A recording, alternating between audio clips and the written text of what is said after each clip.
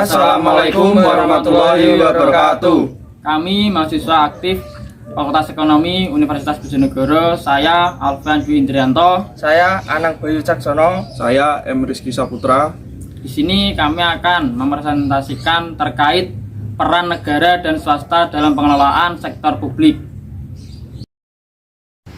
Sejarah Badan Usaha Milik Negara atau BUMN. BUMN merupakan salah satu badan pemerintah yang penting dalam upaya memenuhi hajat hidup orang banyak.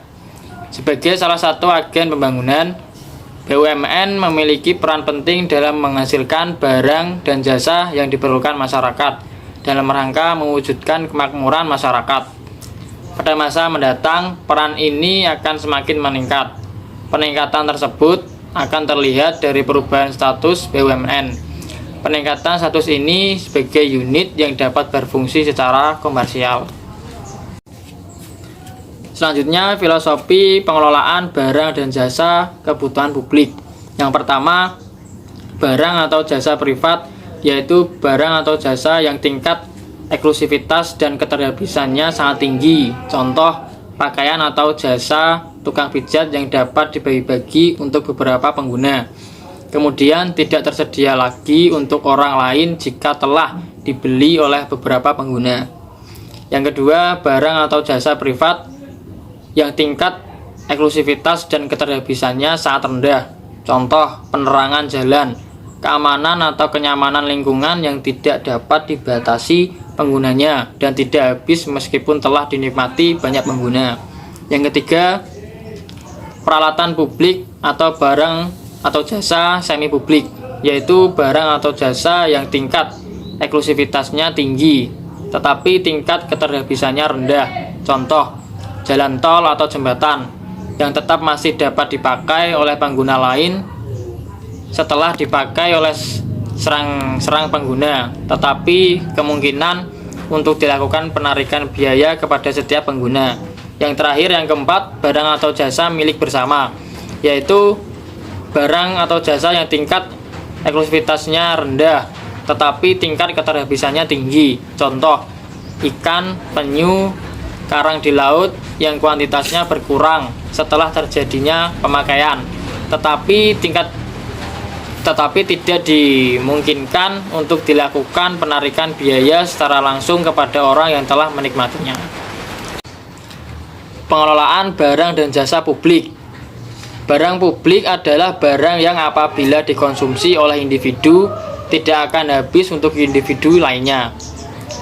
Barang publik yang disediakan pemerintah merupakan barang milik pemerintah yang dibiayai melalui anggaran belanja negara. Ciri-ciri barang publik. Yang pertama, penggunaan atau pemanfaatannya tanpa saingan. Yang kedua, tanpa pengorbanan untuk mendapatkannya. 5 jenis barang publik menurut karakteristik barang dan jasa. Yang pertama, barang publik murni. Yang kedua, barang semi publik. 3, barang publik semi privat. 4, barang privat. 5, barang merit. Penyediaan barang terdapat 3 teori besar. Yang pertama, teori Pigou, di mana pengadaan barang publik harus dibiayai dari pajak. Tersedianya barang yang dibutuhkan tentu menimbulkan kepuasan, tetapi pajak pada umumnya tidak disukai sehingga menimbulkan ketidakpuasan. Yang kedua, teori Bowen dan Samuelson. Dasar penetapan jumlah barang publik yang harus diproduksi didasarkan pada harga barang itu, meskipun hak mengkonsumsi barang publik individu adalah sama. Tingkat kebutuhan tiap-tiap individu berbeda sehingga konsumen akan membayar pajak sesuai dengan kebutuhan yang diperlukan. Yang ketiga, teori Eric Lindahl and Wicksell, di mana harus ada sebuah badan nasional yang akan menentukan banyaknya barang publik yang akan disediakan. Penyediaan barang publik didasarkan oleh banyaknya kebutuhan masyarakat akan barang tersebut. Kebijakan dalam privatisasi barang publik. Tujuan privatisasi. Kebijakan privatisasi ditujukan untuk berbagai aspek harapan. Dilihat dari aspek keuangan, pembenahan internal manajemen, atau jasa dan organisasi, ekonomi dan politik. Dari segi keuangan, privatisasi ditujukan untuk meningkatkan penghasilan pemerintah, terutama berkaitan dengan tingkat perpajakan dan pengeluaran publik, mendorong keuangan swasta untuk ditempatkan dalam investasi publik dalam skema infrastruktur utama, menghapus jasa-jasa dari kontrol keuangan sektor publik. Yang digunakan oleh suatu negara memprivasi BUMN.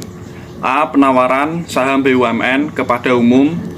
B. Penjualan saham BUMN kepada swasta tertentu. C. Penjualan aktiva BUMN kepada swasta. D. Penambahan investasi baru dari sektor swasta ke dalam BUMN. E. Pembelian BUMN oleh manajemen atau karyawan. Yang mendukung privatisasi. 1. Peningkatan efisiensi, kinerja, dan produktivitas perusahaan yang diprivatisasi. 2. Mendorong perkembangan pasar modal. 3. Meningkatkan pendapatan. Alasan-alasan yang menolak privatisasi. Privatisasi bertujuan untuk meningkatkan efisiensi dan kinerja perusahaan yang diprivatisasi, dianggap tidak sesuai dengan fakta. Jika hal tersebut yang menjadi motivasinya, yang diprivatisasi adalah perusahaan yang tidak efisiensi dan produktivitasnya rendah. Dampak privatisasi BUMN di Indonesia. Dampak kebijakan privatisasi BUMN jelas terlihat pada perubahan kebijakan pemerintah dan kontrol regulasi. Sarana transisi menuju pasar bebas, aktivitas ekonomi akan lebih terbuka menuju kekuatan pasar yang lebih kompetitif dengan adanya jaminan tidak ada hambatan dalam kompetisi, baik berupa aturan, regulasi maupun subsidi. Kebijakan privatisasi dikaitkan dengan kebijakan eksternal yang penting, seperti tarif, tingkat nilai tukar, dan regulasi bagi investor asing. Selain itu juga menyangkut kebijakan domestik, antara lain keadaan pasar keuangan, termasuk akses modal, penerapan pajak, dan regulasi yang adil, dan kepastian hukum serta arbitrase untuk mengantisipasi kemungkinan munculnya kasus perselisihan bisnis. Sekian dari kami. Bila ada salah kata dan perbuatan, kami mohon maaf. Wassalamualaikum warahmatullahi wabarakatuh.